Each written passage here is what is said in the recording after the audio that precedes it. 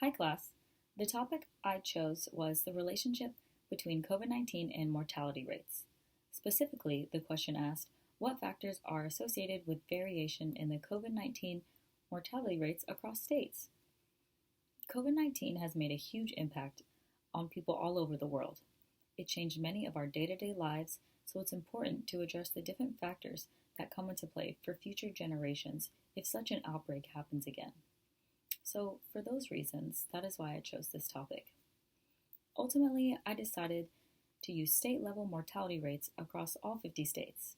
I used the CDC COVID tracker and the United States Census Bureau COVID 19 data to gather my numbers. I ultimately decided to use population of 65 plus and population density as my independent variables and governor political party as my categorical variable. When I first started my research, I had trouble choosing independent variables that were going to give me VIFs that were below 5.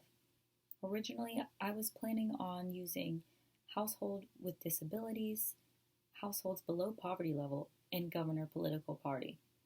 Although, when I ran my analysis, I noticed my VIFs for both households with disabilities and households below poverty level were very high.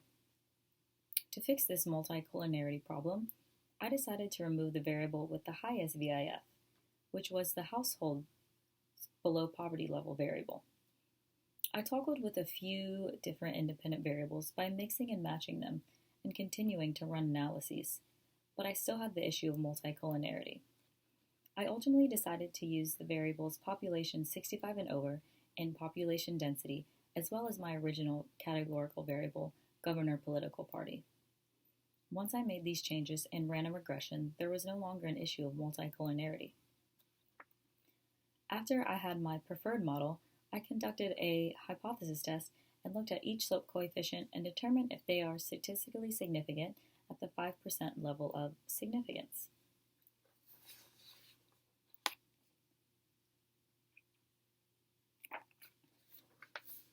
My model shows that population 65 and over has a p-value of approximately 0.000.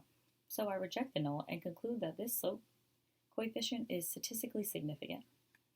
Looking at my next slope coefficient, population density, it has a p-value of 0.446. Based on this, we do not reject the null and conclude that this coefficient is not statistically significant. Lastly, I looked at my slope coefficient for governor political party. With the p-value of 0.049, we reject the null. Therefore, the slope coefficient associated with governor political party is statistically significant. I also conducted a hypothesis test for the overall model and found that this model is not statistically significant with a p-value of 0.909. Therefore, we do not reject the null. The next area of data I looked over were my figures.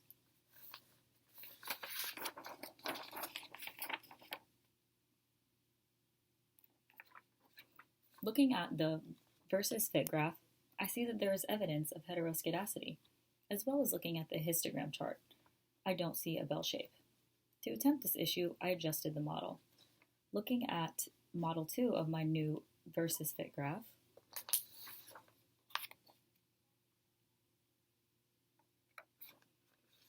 I saw no improvement of heteroscedasticity, as well as the histogram, no improvement. Therefore, I decided to keep model 1. Even though there is still evidence of heteroscedasticity, model 2 showed worsened heteroscedasticity, so I believe that model 1 is a better fit. I then noticed a few unusual observations.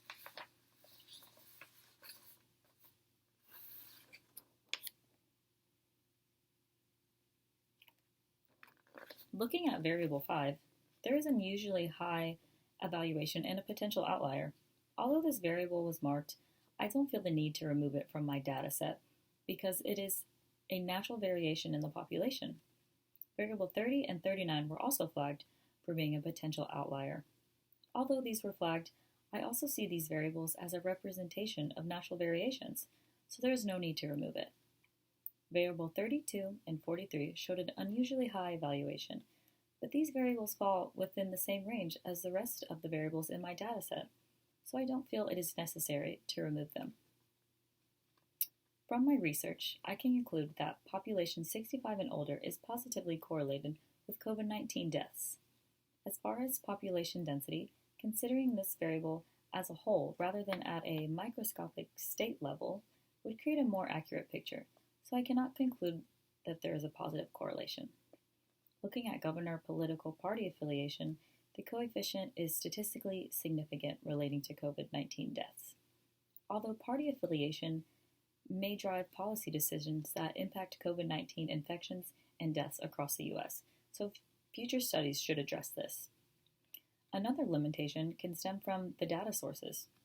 With daily updates of COVID-19 deaths and deaths that have not yet been published, it's hard to determine the accuracy. Another limitation could be all the different population characteristics that are not considered. For example, my study does not take into consideration characteristics like race and ethnicity. Determining these factors for future studies is important to analyze who is also more at risk for COVID-19 mortality. Thank you.